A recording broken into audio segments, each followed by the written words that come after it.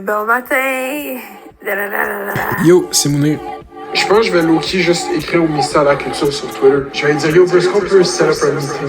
Allô, moi, c'est Daphné. Ouais, mais elle m'oblige à regarder un film d'une heure sur un ours. Puis là, j'étais comme vraiment frustrée. Puis j'ai dit, moi, je regarde pas ce film-là. C'est Café Snake. Bon matin! Bon matin! Yo! Bonjour tout le monde. Bonjour tout le monde, bienvenue à Café Snake. Aujourd'hui, un épisode qui est disponible pour tout le monde. Vous vous rappelez qu'un épisode sur deux est disponible sur notre Patreon.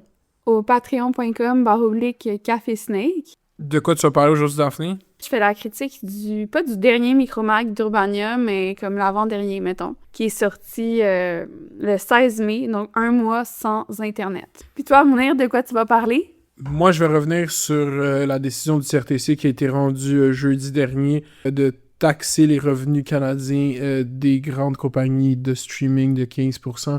Donc, parler un peu de l'application du cadre réglementaire de la loi C11 qui va commencer à être roll-out par les CRTC. Donc, c'est comme une des premières grosses étapes. OK, sans plus tarder. Les DG News. Touloulou! Katy Perry and Justin Trudeau spotted downtown Montreal.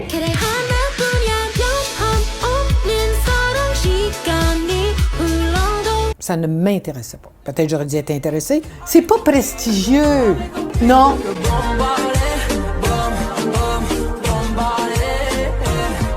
Okay, it is finally here. We've been waiting 9 months for this. This is the T1 phone for Trump Mobile. This is a gold phone. It's got an American flag on the back. It's got the president's name on Une it. compagnie de tech menace de quitter le pays à cause du projet de loi C-22. Donc, premier DG News, la victoire de Montréal ramène la Coupe Walter. Ça a généré apparemment un engouement historique. On a atteint des sommets avec 670 000 téléspectateurs tristes sur RDS. Puis même moi puis Mounir, on a regardé un bout de la game finale. Tu sais, je suis pas nécessairement le hockey d'emblée. Là, je me fais comme un petit peu influencée par Mounir depuis à peu près 1 an, je dirais. Ben, le début de cette saison, on a checké pas mal toutes les games. Puis, en tout cas, encore moins le hockey féminin, mais cette année, c'est la première fois que je voyais sur mon feed TikTok et même Instagram du contenu lié au hockey féminin. Je suis tombée sur des edits, des posts et même, tu sais, du discours vraiment organique dans mes amis. Donc, une amie, par exemple, qui regardait le match dans sa cour avec les voisins, le match final de la victoire. J'en entendais parler, j'étais allée bruncher, il y a des gens qui s'achetaient des billets, tout ça.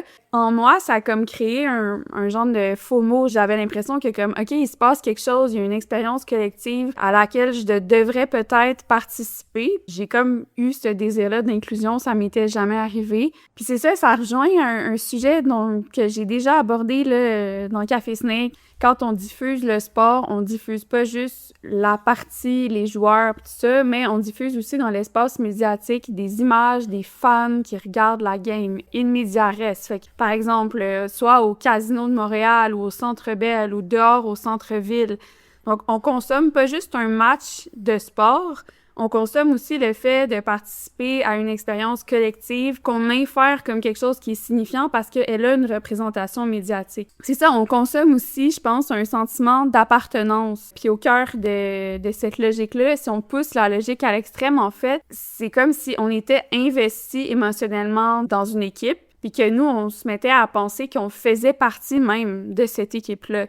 Puis c'est ça que nous vend le fantasme du sport ou du fandom sportif, tu sais, c'est l'idée qu'on vit aussi quand notre équipe gagne, en tant que telle, un sentiment d'accomplissement qui est commun, qui est collectif. Puis je pense que c'est de plus en plus significatif dans un paysage social puis aussi politique où on a vraiment l'impression que ce sentiment-là d'accomplissement commun, il est pas très présent, même qu'on assiste plutôt à l'effritement du filet social, genre une régression collective. Le sentiment qu'on ressent, que ce soit avec la victoire ou avec les Canadiens de Montréal, je trouve qu'il peut être intéressant à analyser, puis peut-être qu'avec les Canadiens, ça peut devenir une fin en soi, genre dans le sens où comme, OK, on a un sentiment d'accomplissement, on a un sentiment aussi d'appartenance, une identité collective qui est créée, puis ce sentiment-là devient une fin en soi, tandis que avec la victoire, j'ai l'impression que vient se greffer à ça une genre de conscience politique.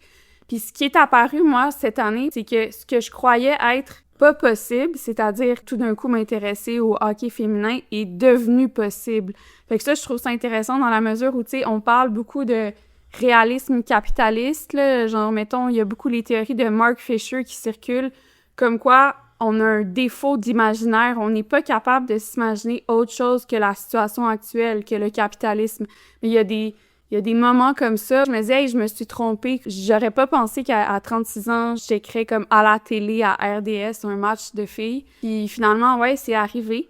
Puis c'est ça a suscité toutes sortes de discussions sur la visibilité médiatique d'équipes de sport féminin. Je pense qu'on en a parlé avant aussi du basket féminin qui gagne en visibilité aux États-Unis. J'ai l'impression que c'est pas juste un phénomène qui est circonscrit à Montréal ou au Canada, là, tu sais, c'est comme quelque chose qui est plus large. Puis il y a un article de Patrick Lagacé aussi qui est sorti que j'avais pas vu. Moi, j'ai été mise en contact avec La Réplique où, tu sais, Patrick Lagacé disait les victoires vs les Canadiens de Montréal. Puis il présentait un peu comme les Canadiens de Montréal comme faisant partie finalement de l'ADN du Québec, qui était pas nécessairement la même chose avec la victoire. Puis là, il y a Nathalie Vachon qui a répliqué dans la presse le 22 mai. Je vais mettre l'article dans les notes. C'est l'ancienne vice-présidente stratégie communication des Roses de Montréal, l'équipe de soccer féminine. Puis elle dit finalement présenter la domination du Canadien comme un phénomène qui serait naturel, comme si notre amour pour cette équipe-là était jailli comme totalement out of the blue, de façon complètement spontanée. Au contraire, ça dépend de décennies d'une couverture médiatique qui est continue.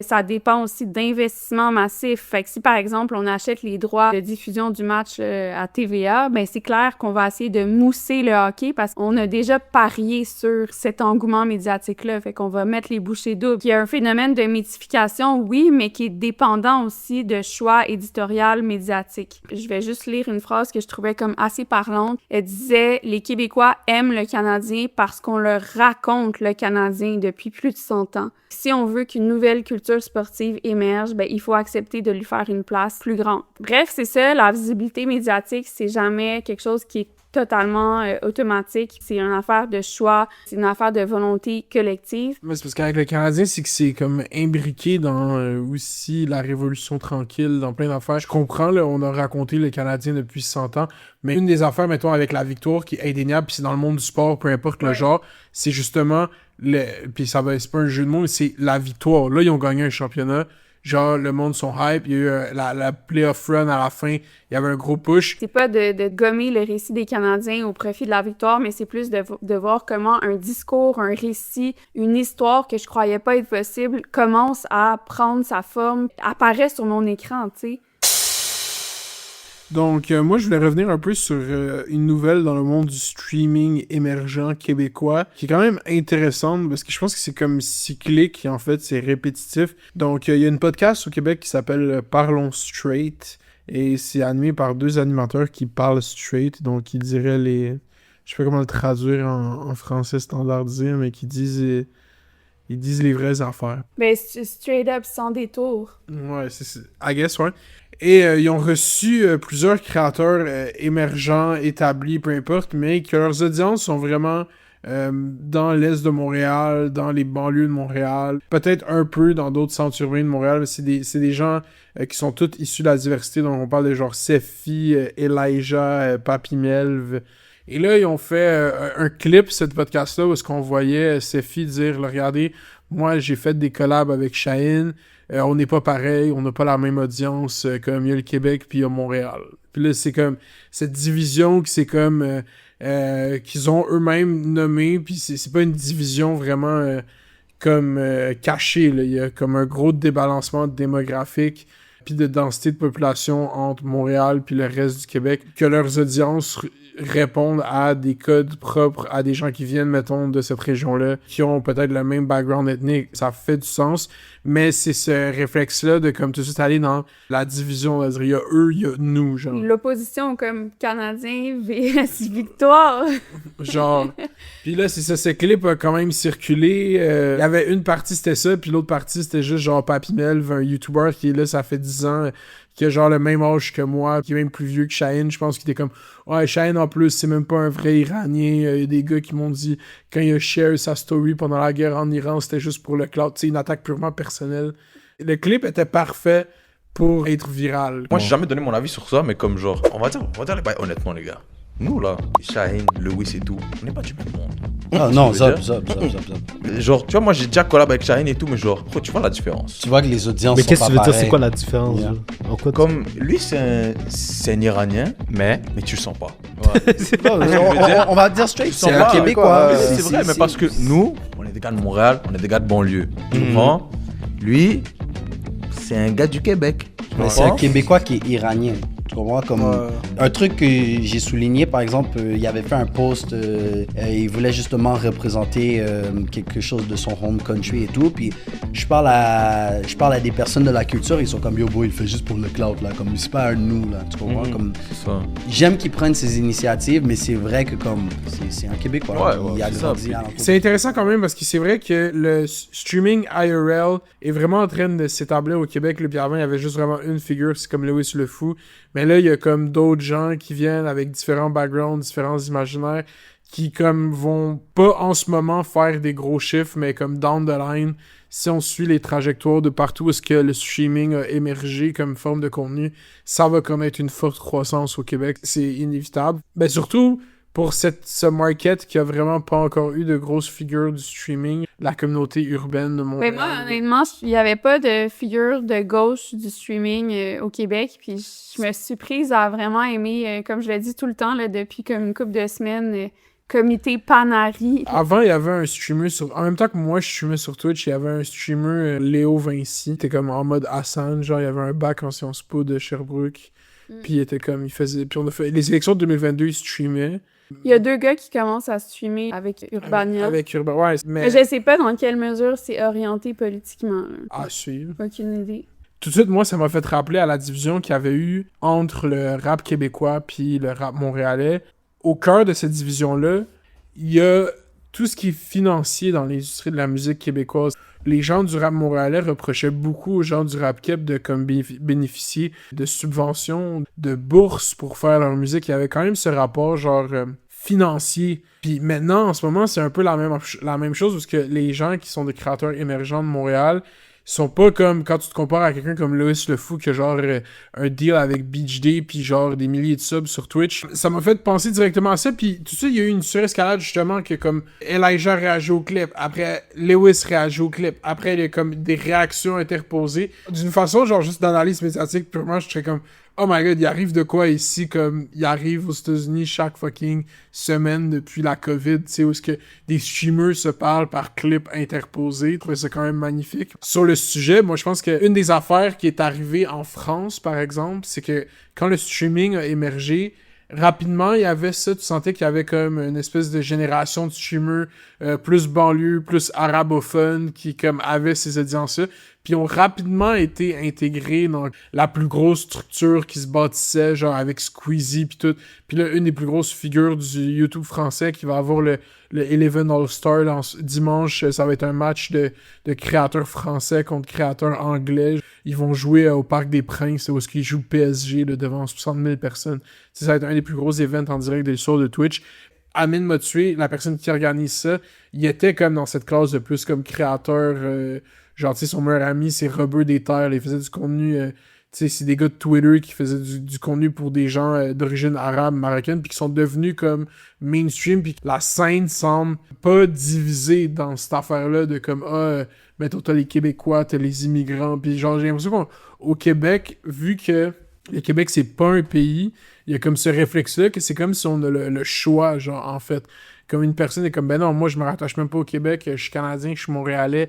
Tout ça pour dire que moi, ma thèse sur tout ça, c'est qu'il faut adopter quelque chose qui est plus proche du modèle français, puis ça passe par des décisions concrètes d'inclusion de gens à différents stades de cette industrie-là, de comme créer une scène de streaming québécois, là, qu'il y ait des collaborations. Tu peux pas partir ça par un clip où t'es comme oh ouais, Shaheen, c'est un fake iranien qui pose des shit sur la guerre juste pour le clout, ou genre les Québécois, c'est des co-sanguins, anyway, je m'en fous. C'est des choses qui ont été dites par ces dudes-là dans leur clip farming, tu sais. C'est full intéressant à observer, mais je pense que ça va l'aider à quelque chose de plus gros. Si je garde un œil là-dessus. Qu'est-ce que t'envisages? Je pense que le streaming va prendre plus de place dans le paysage de la création de contenu québécois. Avec ces dynamiques-là d'opposition, de compétition. J'espère que non. Je pense que non. Mais ça se peut. Il y a quand même ce ressentiment affectif. Nous, au Québec, vos audiences sont racistes avec nous, genre blablabla. C'est beaucoup ça qui était nommé. Genre, quand on est dans vos affaires, on se fait insulter, on se fait ci. Puis toi, tu connais pas c'est quoi le racisme. Il y a comme cette revendication-là aussi. Par quelqu'un comme Sefi qui a fait son stream. Puis tu sais, Sefi, il est mentionné dans mon documentaire. Il y a une fille qui est comme directement « Ah, tu connais Sefi? » Puis lui, d'origine marocaine. Puis lui, vraiment, était comme « Yo, moi, je peux bien dire que je suis québécois, mais genre, est-ce que tu vis la même chose avec la police que moi? » Il parle des streamers de Montréal un peu comme des entités qui seraient whitewash. Ben, de Shaheen puis de moi, mettons, mais il a pas parlé de moi, là, mais de l'audience, en tout cas. Ben, en fait, Shaheen, il a littéralement dit ça. Il a dit, Sophie a dit, Shaheen, c'est un Iranien, mais tu le sens pas. Moi, je suis pas mal sûr que toute cette communauté-là va pas finir par écouter cette podcast, mais comme, la règle numéro 1 avec toute cette discussion-là, selon moi, c'est que de pas te revendiquer comme Québécois, la perte, c'est juste pour toi, genre.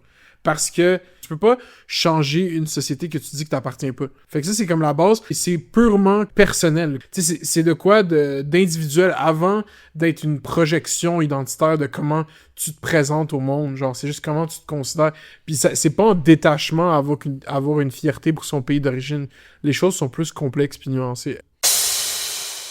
Donc, une autre DigiNews que je voulais faire, c'était revenir sur la métaphore conceptuelle de la fenêtre d'Overton. J'ai l'impression que c'est une métaphore qui revient beaucoup dans les discours ces derniers temps, puis notamment dans 2 lectures que j'ai faites cette semaine. Quand on parle de fenêtre d'Overton, c'est un peu comme une fenêtre de qu'est-ce qui est possible de dire dans un débat public, dans une sphère médiatique. Donc, qu'est-ce qu'on considère comme étant acceptable ou inacceptable, donc ce qui serait en dehors de la fenêtre d'Overton, notamment dans les mouvements sociaux, dans des imaginaires politiques où on est dans un processus de légitimisation d'une idée, donc elle va passer peut-être, par exemple, d'inacceptable à acceptable avec la diffusion de discours qui vont potentiellement faire bouger la fenêtre d'Overton. Je suis tombée sur une publication de Marie-Hélène Guy le 19 mai, que j'ai quand même trouvée intéressante, donc je vais la mettre dans les notes. Elle parle de l'idée selon laquelle les féministes radicales iraient parfois trop loin, puis là je la cite, là je la lis, comme quoi cette idée-là serait intéressante parce qu'elle joue aussi une fonction politique, c'est-à-dire que les féministes de gauche qui poussent les revendications plus loin ou sur d'autres terrains qui permettent souvent à d'autres figures féministes plus mainstream d'avancer sans paraître menaçantes parce qu'elles jouissent du déplacement de cette fenêtre du possible. Donc, je pense que là, quand on parle de fenêtre du possible, on fait référence à la fameuse fenêtre d'Overton. Poursuit, donc, c'est aussi ce qui rend les injonctions au calme si abrutissantes parce que chaque fois qu'on demande aux féministes de se modérer ou d'être plus stratégiques, ce qu'on exige au fond, c'est le retour à une critique qui ne dérange pas les rapports matériels existants ni les structures de pouvoir. Ça me faisait penser justement à un autre texte que j'ai lu, publié la veille, donc c'est sorti le 18 mai, ça s'appelle « Opening the Overton Window ». Donc on parle beaucoup de ça en ce moment, là, d'ouvrir la fenêtre des possibles. Et c'est publié par Do Not Research. Ça a été écrit par une Montréalaise, Firouza Huseinova. C'est en anglais, je vais la mettre aussi dans les notes. L'écrivaine va revenir sur les racines historiques du terme qui sera apparu dans les années 90 par justement un dénommé Overton qui parlait justement des discours socialement acceptables et qui travaillait pour un think tank qui s'appelle Mackinac Center for Public Policies, qui était un think tank qui servait à promouvoir des idées libertariennes. Dans la pensée, ou en tout cas l'idéologie libertarienne, c'est le moins possible d'interventionnisme de l'État, donc un rapport vraiment par rapport aux libertés individuelles, on va se concentrer vraiment là-dessus, les droits de la propriété, les droits, par exemple, moins de taxes possibles, etc. Puis pendant les années 90, c'est ça, donc Monsieur Overton travaillait là. Et là, il a parlé de sa théorie personnelle, cette métaphore-là, qu'il en a parlé à son boss, puis c'est devenu très vite un hit parmi les gens qui travaillaient pour le think tank. Donc, c'est intéressant de penser à ça, cette idée de métaphore conceptuelle qui, avant tout, a des racines libertariennes. Tu vois la fenêtre, là, quand tu vas googler, mettons, la représentation visuelle, là, c'est sur un axe vertical plutôt qu'être sur un axe horizontal. On parle souvent, mettons, de politique gauche-droite en fonction justement de l'horizontale, mais là, on est vraiment dans le haut et le bas. plus tu vas en haut, plus tu es dans ce qu'on appellerait, entre gros guillemets, la liberté. Tu te rapproches d'une espèce d'utopie libertarienne où on n'aurait rien à voir avec le gouvernement, où le gouvernement se mêlerait pas de nos choses. Puis ensuite, plus tu vas vers le bas de ça, plus c'est le contrôle total de l'État. Dans la fenêtre d'Overton, tu as tous les discours qui sont considérés comme étant, ou les pensées, ou les idéologies, les politiques comme étant acceptables, raisonnables, populaires et jusqu'à politique publique, donc quelque chose qui a été légiféré. Puis ce qui est en dehors de la fenêtre, c'est tout ce qui est considéré comme étant radical ou même plus largement impensable. C'est utilisé aussi justement dans un cadre gouvernemental ou par rapport à des politiques publiques. Ça permet d'identifier des idées qui sont peut-être acceptables, qui peuvent être adoptées par un gouvernement dans un processus, mettons, démocratique, puis d'autres idées qui ne le sont pas encore. Puis le rôle de la think tank, ça serait justement de faire circuler ces idées-là qui seraient impensables ou qu'on pourrait pas adopter, mais pour déplacer la fenêtre d'Overton, puis qu'éventuellement, des idées concomitantes, peut-être pas aussi impensables, soient adoptées. Et là, on dit que dans cette métaphore conceptuelle-là, toute idée dont on pourrait discuter ou débattre publiquement a le potentiel de faire se déplacer cette fameuse fenêtre. À gauche, par exemple, dans les cercles de gauche,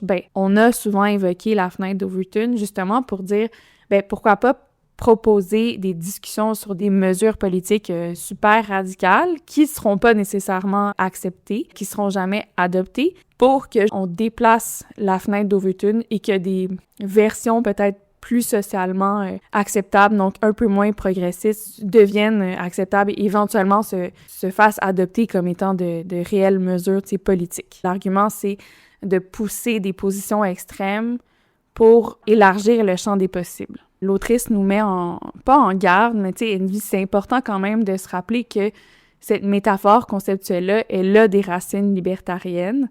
Puis c'est aussi une pensée qui est dans un mode binaire, un mode de fonctionnement qui est très linéaire. Là, c'est sur un axe qu'on est placé. Puis j'ai pensé, moi, à ce qui m'apparaît être comme un exemple de la fenêtre d'Overton qui bouge. Là. Post-7 octobre, qu'est-ce qu'on se sentait capable de dire ou ne pas dire dans le discours. Là. Puis là, je dis discours public, je parle pas des médias ou à l'Assemblée nationale, mais mettons sur les réseaux sociaux. Je pense qu'il y a personne post-7 octobre qui se revendiquait pro-Hamas, ou en tout cas, c'était pas monnaie courante, mettons.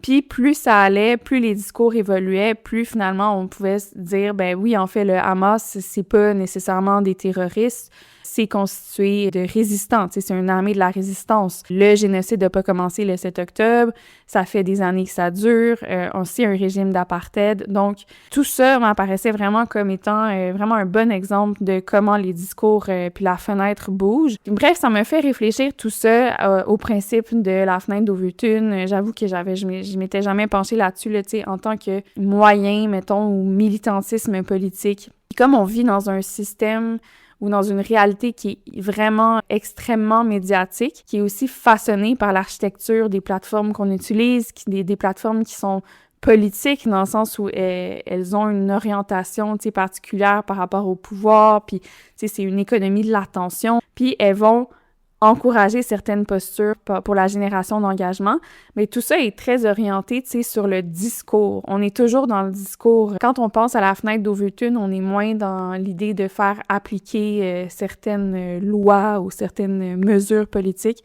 mais on est plus dans qu'est-ce qu'on a le droit de dire ou qu'est-ce qu'on n'a pas le droit de dire. Puis dans la mesure où on est vraiment dans une culture du edgelord, de marcher sur la frontière, même du rage bait, où il y a un président, le président des États-Unis, qui chaque jour va avoir un discours qui sort constamment de la fenêtre d'Overton. À quel point est-ce que cette idée de déplacer la fenêtre est efficace politiquement? Je me pose des questions. Je ne suis pas parvenue à vraiment une réponse nécessairement. J'ai l'impression que je suis pas dans un paradigme où comme il y a des choses qui sont impensables ou mettons que je pourrais pas imaginer qu'on dise, tu sais. Pour moi, c'est plus de l'idée de l'inimaginable. Puis il y a des gens à Café Snake, des Café Snakers qui nous ont parlé de Mark Fisher, un penseur que je vois citer un peu partout puis qui revient pas mal dans les textes que je lis. Fait qu'il semble vivre une genre de renaissance, là, même dans les podcasts. Puis lui, en tout cas, je veux lire son livre qui s'appelle Capitalism Realism, mais il dit que justement,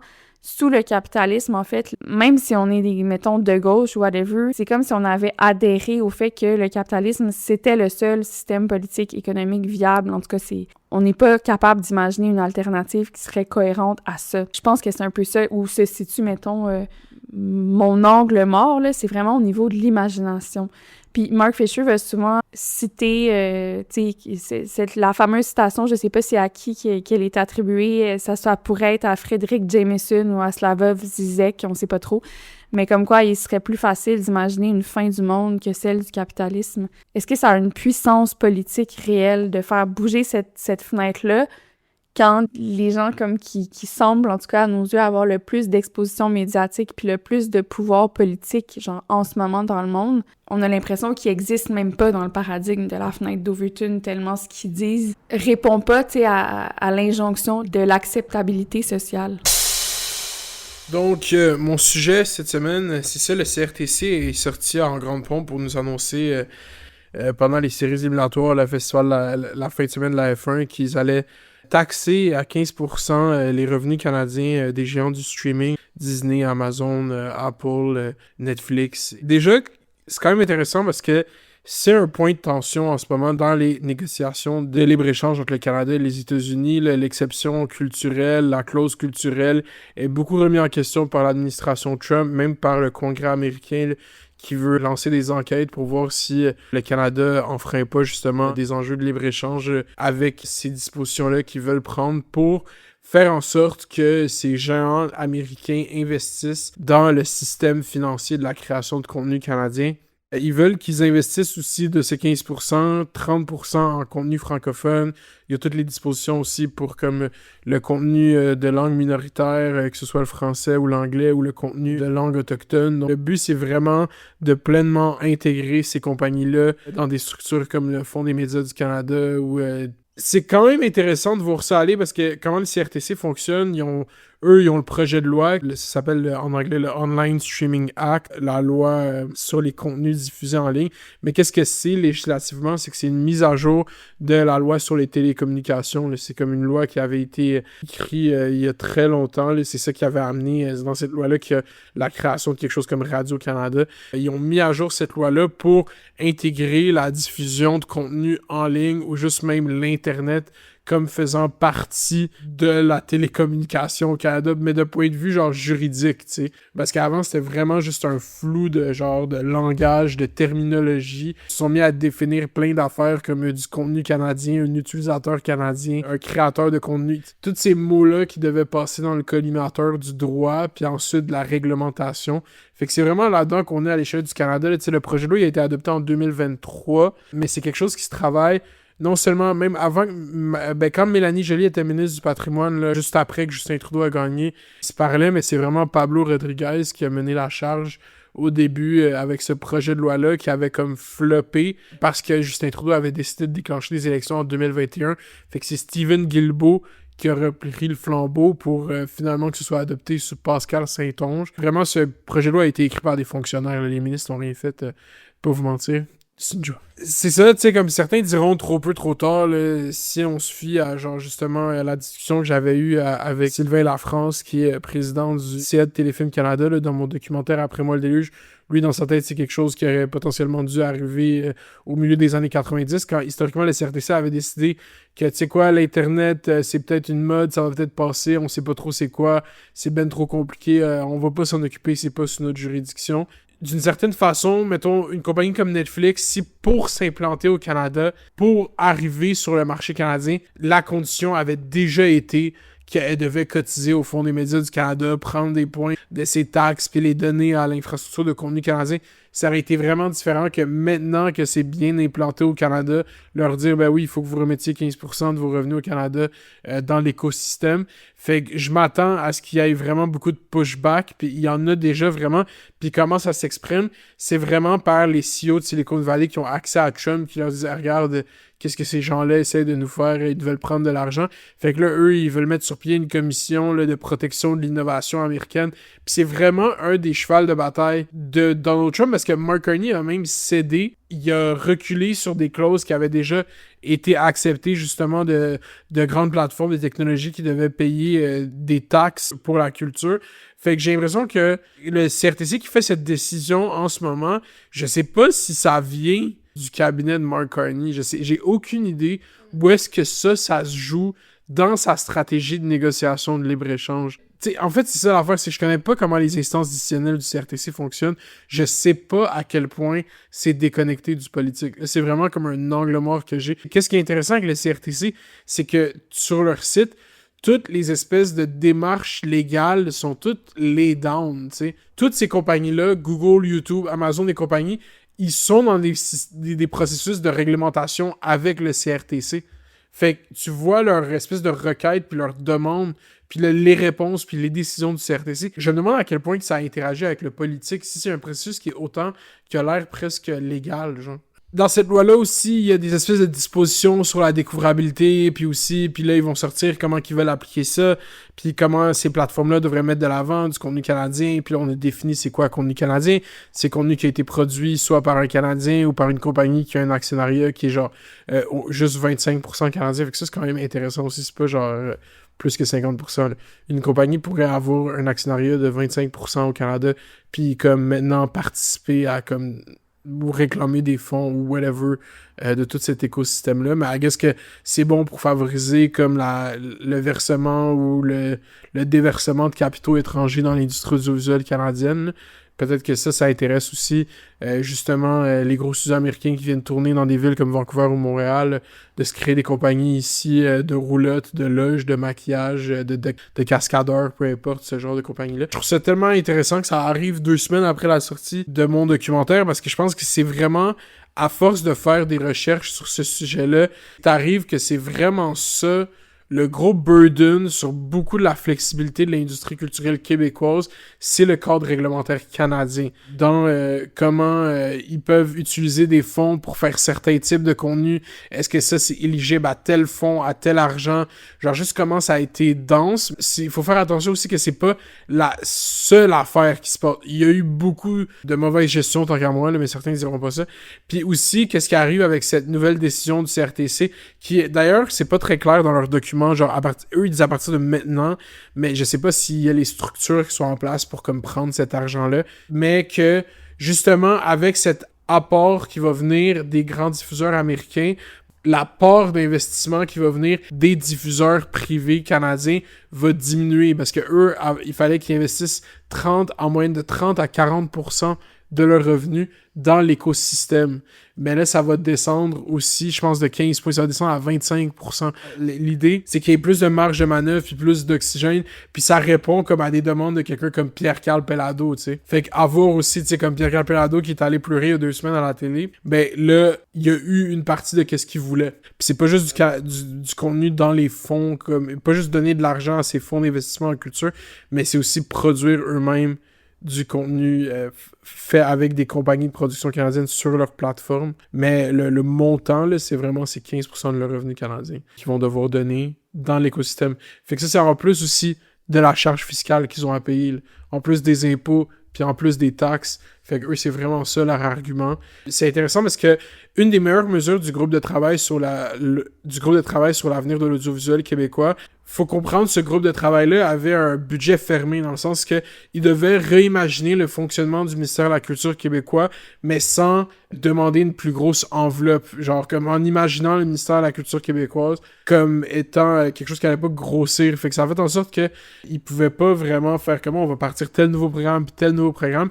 Mais il y a quand même une de leurs recommandations qui est, dans le fond, le système de télévision, comment il a été beaucoup financé dans la deuxième moitié du 20e siècle, c'est par le fait que chaque personne qui est abonnée au câble, ben il y a un pourcentage de ce prix d'abonnement-là qui s'en va dans les fonds, qui s'en va directement aussi chez les chaînes, chez les diffuseurs, puis cet argent-là est réinvesti, donc il y avait quand même, il y avait de l'argent qui était généré par les abonnements au câble. Et là, eux, qu'est-ce qu'ils recommandaient dans le rapport, ou qu'est-ce qu'ils recommandent dans le rapport? Ben, c'est de reproduire le même système un peu, mais avec les abonnements de Wi-Fi et puis d'Internet. Ça veut dire que de prendre dans la TVQ qui est déjà payée, quand on paye notre abonnement d'Internet, là, pas rajouter une taxe, là, mais vraiment, tu sais, quand tu payes ton Wi-Fi, il y a de la TVQ dessus, ben, de prendre des points de pourcentage de cette TVQ-là, puis l'injecter dans le système audiovisuel canadien, québécois. Ça, je pense que c'était une bonne solution, mais encore une fois, tu sais, c'est tout le temps tomber dans le piège, justement, du financement, puis d'imaginer comme étant le seul enjeu de toute cette industrie, le fait qu'elle n'est pas assez financée, quand c'est pas nécessairement comme l'audiovisuel qui est le moins bien financé dans les industries culturelles québécoises. Il y a plein d'autres formes d'art, de formes de diffusion culturelle qui, eux, sont sous-financées. Fait que je suis vraiment dans cet état d'esprit de comme m'arrêter sur qu'est-ce qui se passe dans ce domaine-là en ce moment. Fait que je me voyais mal parler d'un autre sujet. Je voulais prendre un produit médiatique, puis là, ça se trouve que c'est le micromag Urbania, 1 mois sans Internet. Donc, un journaliste qui a été 1 mois sans Internet, qui témoigne de son expérience. Puis je veux pas m'attaquer à Urbania ou ni aux journalistes en tant que tel. C'est juste, pour moi, c'est un exemple d'un genre de discours qu'on retrouve vraiment partout. Tu sais, c'est pas juste à Urbania. Puis je sais aussi que quand on produit du contenu journalistique, on jongle avec tellement de contraintes, des contraintes de temps, d'argent, tout ça. Je suis consciente de tout ça. Je m'intéresse juste à un type de discours en particulier quand on parle de technocritique. Donc, le reportage Micromag s'appelle « Tout débranché ». C'est sorti le 16 mai. Ça vient du journaliste Jean Bourbeau, mais il y a aussi une autre personne là, qui est citée, en tout cas dans la fabrication de ça, c'est Antoine Montès-Lebel, puis je vais mettre ça dans les notes. On dit que le journaliste s'est prêté à l'exercice de la déconnexion, fait qu'il s'est pogné un flip phone, puis pendant 1 mois, il a médité sur la place des cellulaires dans nos vies. Il s'est fait cobaye, puis même dans cette expérience-là, il a rencontré quote-unquote, un ancien cobaye de la déconnexion, c'est-à-dire Patrick Lagacé, qui a lui-même vécu l'expérience à plusieurs reprises, si je comprends bien. Donc, on sent qu'il y a une filiation, tu sais, que c'est pas le premier ni le dernier à tenter l'expérience. Puis le sous-texte de ça, c'est que ben, la situation, elle évolue. C'est comme s'il faut prendre le pouls de la situation régulièrement parce que peut-être que nos rapports aux technologies changent, tu sais, de jour en jour. D'ailleurs, je pense qu'il y a une émission documentaire de Curialité, la Télé-Québec, qui est sortie en 2025, Cobaye ou Les écrans cobayes, je sais pas trop, qui racontait justement l'expérience de familles qui se déconnectaient pendant un certain laps de temps pour témoigner de à quel point les écrans façonnaient nos vies. Fait que je sais pas trop, là, je l'ai pas écouté, le documentaire, mais tu sais, disons que c'est pas, ce genre d'expérience-là, c'est quand même légion. Je dois pas être le seul à me sentir pathétique à force de checker mon cell sans arrêt. C'est plus un choix, c'est un réflexe. Une mini-dépendance qui, jour après jour, gruge un peu l'image que j'ai de moi-même. Puis, ben, ça me gosse. Je l'ouvre pour rien, je scrolle sans aucune destination, puis ça me vide. On n'en parle pas tant parce que c'est gênant, mais on est plusieurs là-dedans à sentir dans une espèce de dépendance collective, tolérée, normalisée. Alors pourquoi ne pas essayer la sobriété numérique? On coupe. Pas juste Instagram, pas juste Facebook, tout. Plus de GPS pour aller au coin de la rue, plus de météo dans ma poche, fini les groupes chat, les refresh de courriel sans arrêt, les codes QR, fini YouTube, Reddit, LinkedIn, Twitter, Pornhub, Uber, Netflix, Marketplace, DoorDash, Amazon, Zwift, Spotify, TikTok, même Communauto, on arrête tout. Fini la musique ou des balados non-stop dans mes AirPods. Demandez à ChatGPT comment régler l'heure sur mon four. Fini Google Chat, Google Meet, Google Agenda. Googlez si je vais bien, parce que je suis plus capable de regarder un film sans checker mon cell, plus capable de finir un livre, plus capable de dormir comme du monde. Toujours joignable, mais jamais vraiment là. Fait qu'essayons, tout débrancher, 1 mois sans Internet. Donc, l'expérience que fait Jean Bourbeau, c'est vraiment ce qu'on appelle du journalisme gonzo. C'est cette idée de s'immerser dans un sujet, tu sais, puis au lieu d'aller juste rencontrer, je sais pas moi, des experts ou une source, d'interviewer quelqu'un, ben le journaliste devient lui-même le sujet de l'expérience, puis il va témoigner d'une expérience qui est des fois personnelle, des fois subjective. Je pense que c'est comme un modus operandi. Le Urbania fait souvent ça. Par exemple, il avait fait le reportage « Vivre 30 jours avec 829 $, est-ce possible? » Donc, 1 mois sur l'aide sociale. Je pense que le nom de la journaliste, c'était Florence Larochelle. Et moi, a priori, j'ai rien à reprocher là, à ce type de journalisme-là. Je veux dire, essentiellement, c'est pas bon ni mauvais. Je pense que c'est important aussi de parler parfois au jeu puis d'essayer justement de vivre dans son corps l'expérience qu'on tente de circonscrire. Mais je pense aussi qu'il faut avoir un rapport critique avec l'expérience qu'on tente en tant que tel. Par exemple, dans le cas de la déconnexion, tu sais, en quoi les discours médiatiques qui frament la technologie depuis au moins 20 ans vont venir teinter ma propre perspective de l'expérience, ou même pourquoi est-ce que il y a une omniprésence médiatique de déconnexion, puis de qu'est-ce que ça me fait vivre, la déconnexion, tu sais, qu'est-ce que ça dit finalement sur notre rapport à la technologie, puis comme le framing médiatique de la chose.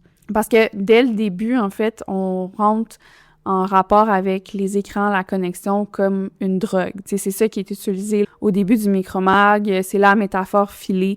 Puis aussi, ça circule énormément dans les médias. Puis on emploie la terminologie de la dépendance aux drogues quand on parle aussi de sobriété numérique, parce que la sobriété, tu sais, c'est quelque chose qui est dans le vocabulaire de la dépendance. C'est comme si, d'emblée, tu frames ton expérience comme un sevrage. Tu racontes l'expérience d'un sevrage. Puis ça, c'est quand même intéressant. Parce que je veux pas dire qu'il y a pas lieu de parler de dépendance, mais ce que je trouve intéressant, c'est que la dépendance est devenu le lieu commun par excellence dans le domaine de la technocritique dans les médias mainstream. Donc oui, on vit toutes sortes de formes de dépendance aux technologies, tu sais, mais c'est souvent un des angles qui est privilégié, qui va être développé. Tu sais, pourquoi, par exemple, on pourrait pas parler de, je sais pas, là, de perte d'autonomie ou de désapprentissage, de de-skilling, quand on parle de l'IA, par exemple. Il y a déjà aussi beaucoup de discours critiques qui ont été produits sur le fait que c'est un angle médiatique qui est un petit peu surutilisé. J'ai vu une fille, justement, qui disait que utiliser l'espèce d'angle dépendance, drogue, tout ça, c'est l'équivalent de faire un TED Talk où tu étais sûr d'avoir une ovation, tu sais. Oui, c'est un moment de reconnaissance collective, genre oui, il y a un problème. Et elle disait, ben c'est une forme de critique, technocritique, si on veut, sous forme de spectacle. C'est comme un moyen où on a l'impression collectivement qu'on est plus éclairé sur des systèmes, mais finalement, on continue d'utiliser les systèmes de la même façon, puis on n'a pas plus vraiment de rapport critique à ça. Au final, il y a une forme d'inertie dans ce type de discours médiatique-là. Puis souvent, on va revenir au fait que, par exemple, si on parle de sobriété numérique, ben oui, on aurait le droit de se contrôler, puis on a une capacité justement d'agir sur notre consommation médiatique, de réduire. Ça demeure un discours qui est comme assez centré sur l'individu, c'est responsabilisant, puis ça vient pas nécessairement méditer sur, pour moi, là, la place de ces technologies-là dans nos vies, parce que je pense que des fois, c'est pas possible vraiment de, justement, se couper de ça. Ne serait-ce que pour faire son rapport d'impôt, là, j'ai vu cette année qu'un password, c'était pas assez. Là, il fallait que j'installe une application sur mon téléphone pour générer un code numérique. Puis je lis un classique de la littérature technocritique en ce moment. Je vais vous en reparler sûrement dans les lignes ouvertes. Ça s'appelle The Whale and the Reactor, donc la baleine et le réacteur. Puis ça a été publié, genre, bien avant les réseaux sociaux, là, en 1988 par un dénommé Langdon Winner. C'est disponible en ligne, fait que je vais mettre le PDF dans les notes si jamais vous êtes intéressés. Puis tu sais, ce type-là de, je veux dire, la responsabilisation individuelle, ça fait longtemps là, que ça existe. Par exemple, quand on parlait de télévision puis de dépendance à la télé, mais on disait ça aussi, tu sais, t'as juste à switch off, là, tu sais, prends ta manette puis ferme la télé. Mais c'est d'ignorer aussi tout un discours qu'on pourrait développer sur la place centrale de la télévision dans la vie quotidienne. Le fait elle a changé tellement de choses dans notre culture, ça devient un sujet de conversation, un lien social dans les lieux de travail, à l'école, dans les rassemblements sociaux. Fait que c'est un phénomène culturel au sens large, puis c'est pas en faisant on-off qu'on s'en soustrait finalement. Puis c'est intéressant parce que dans son reportage, le journaliste pour Urbania dit que oui, effectivement, tu sais, se déconnecter, finalement, ça finit par te marginaliser, te mettre un petit peu à l'écart, peut-être genre justement d'une conversation sur un sujet que tu n'as pas vu passer sur Internet. Mais j'aurais aimé ça qu'il développe plus. D'ailleurs, il dit, quand il était déconnecté, les dernières tendances algorithmiques lui passaient complètement par-dessus la tête, donc il s'en foutait. Mais creuse, qu'est-ce que tu veux dire par tendance algorithmique? Est-ce que tu veux dire des actualités dont tout le monde parle ou vraiment des modes sur TikTok?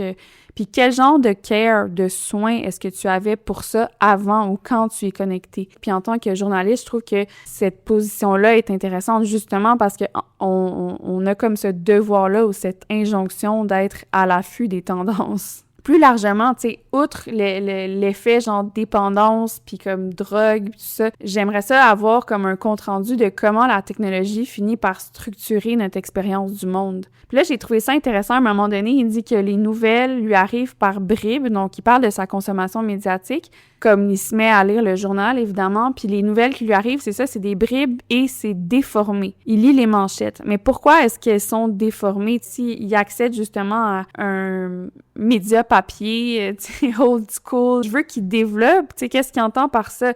Est-ce que le fait que il sait qu'il y a une autre temporalité dans les médias numériques, que c'est l'instantané, tout ça, est-ce que ça change son rapport aux médias papier? Et même à la pertinence de ces médias papier-là, est-ce que ça veut dire qu'il accorde davantage de crédibilité maintenant aux nouvelles qu'il va recevoir qui semblent pas avoir été filtrées par des institutions médiatiques en amont? Tu sais, je sais pas, là, c'est juste des questions, mais c'est comme, ça m'aurait intéressé de pousser la réflexion, tu sais.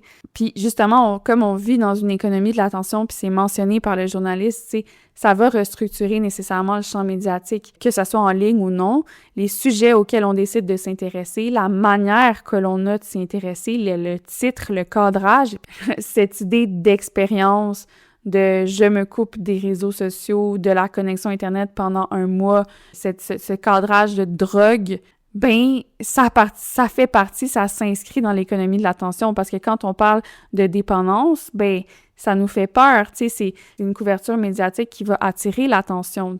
Puis c'est intéressant de voir des médias puis des discours qu'on peut avoir sur ces médias-là, puis ces technologies, en fait, parce que les analogies à l'addiction à la drogue, ben il y en a eu quand on a parlé des romans, quand on a parlé de radio, quand on a parlé des films, même quand on a parlé des bandes dessinées. C'est pas nouveau, fait que pourquoi est-ce que cette métaphore-là, finalement, est aussi forte? Et là, le journaliste va plus loin que la métaphore, il va jusqu'à visiter le centre de réhabilitation CASA. Je pense que c'est comme en région. En tout cas, il va sans Google Maps, il doit s'acheter une map. Puis c'est un centre où on dit qu'on traite des problèmes liés à la cyberdépendance, donc des gens qui, par exemple, ont des problèmes de jeux vidéo, de shopping en ligne, de porno, tout ça. Fait que c'est toutes des affaires très variées. Pour moi, c'est comme de mettre plein d'affaires un petit peu dans le même panier. Qu'est-ce qu'on entend par cyberdépendance exactement? Là, il me semble que c'est vague. Puis la chose qui me gosse le plus avec le framing de la dépendance à la drogue, c'est pas parce que c'est pas valide, puis il y a pas un aspect de dépendance dans notre rapport à la technologie, mais c'est que ça me semble un peu dépolitisé.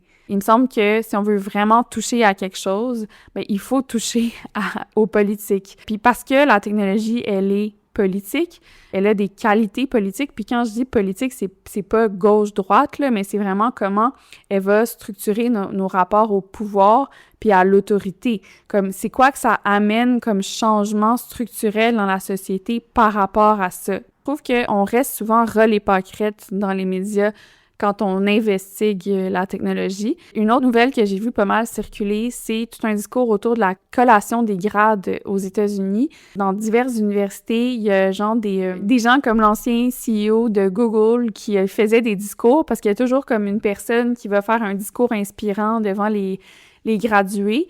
Puis lui est allé faire un discours, mais il y en a d'autres, puis ils ont tous mentionné l'intelligence artificielle. Puis il y a des vidéos de ça qui circulent sur le web en ce moment. Multiple colleges are getting booed for bringing up a controversial topic. AI. AI? Artificial intelligence. Because AI is going to touch everything else as well. Whatever path you choose. AI is rewriting production as we sit here. I know it. Deal with it. Like I said, it's a tool. Où tu vois les gradués de l'université qui vont huer ces discours aux mentions de l'IA. Et là, il y a Brian Merchant qui a beaucoup écrit sur la technocritique qui dit que, bon, ben dans ce cas-là, c'est pas parce que les universitaires sont anti-technologie ou anti-progrès, mais parce que, justement, en ce moment, l'IA est perçue comme une extension d'un système qui est déjà inéquitable, comme un accélérant aussi de cette iniquité-là, de cette inégalité. Quelque chose qui fonctionne, tu sais, la technologie, tu sais, qui fonctionne au sein du capitalisme, c'est un accélérateur du capitalisme. Donc, c'est pour ça qu'on entend des bouts dans la salle. Tu peux pas parler d'une expérience de te couper des réseaux sociaux, de la connexion, sans parler de cette dimension importante politique qui est le capitalisme. Puis ça me fait penser aussi à un livre que j'ai lu de Ben Lerner. Ben Lerner, c'est un écrivain américain qui est comme assez connu. Puis son dernier livre s'appelle Transcription et justement,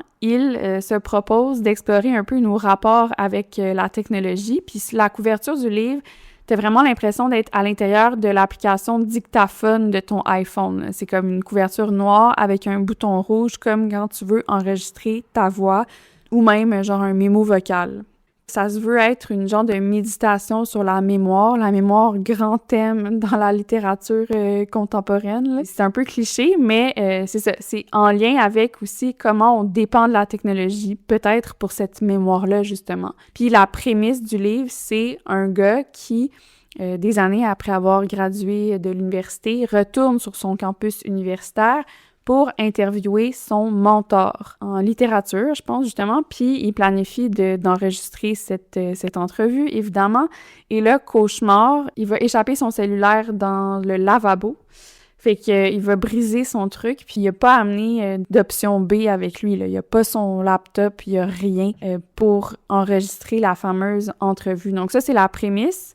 C'est un cauchemar qui m'est déjà arrivé, honnêtement. J'ai déjà fait des entrevues où j'enregistrais, puis finalement, le son n'a jamais enregistré, mais heureusement, je prenais des notes en même temps. Durant toute la première partie du livre, il va parler, il va noter, tu sais, comment il se sent aussi. Il parle aussi de sevrage, évidemment.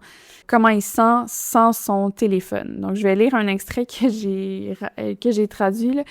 Je vivais un sevrage impossible à distinguer d'une légère ivresse. Le paysage m'apparaissait étrange, la pierre plus pierre que jamais, car j'étais soudainement déconnectée, incapable de prendre des photos, d'envoyer, de partager ma position, de recevoir une alerte My Chart ou un email de la job, une petite dose toxique d'actualité ou de shitposting. Je vivais une expérience inhabituelle de présence, plus conscient des silicates scintillants dans l'asphalte, des petits nuages de vapeur que formait mon souffle, de l'articulation des branches et de leurs ombres sur le trottoir. Mais je marchais aussi vers mon passé, car c'était un paysage si dense de souvenirs et d'événements formateurs, et parce que ce n'est que dans le passé que j'étais sans appareil. Puis ça me fait réaliser en fait que moi aussi, j'ai eu un moment dans ma vie comme ça, tu sais, pré-médias sociaux, pré-téléphone intelligent, tu sais, il y a eu toute une partie de ma vie que j'ai vécue sans ce prolongement technologique de mon corps, puis de plein d'autres choses, là. C'est aussi une méditation sur qu'est-ce que c'est de ne pas avoir de téléphone, basically. C'est un petit livre, ça se lit vite, puis j'ai vraiment aimé, ça m'a donné le goût d'écrire de la fiction, ce qui est rare parce que je lis très peu de fiction.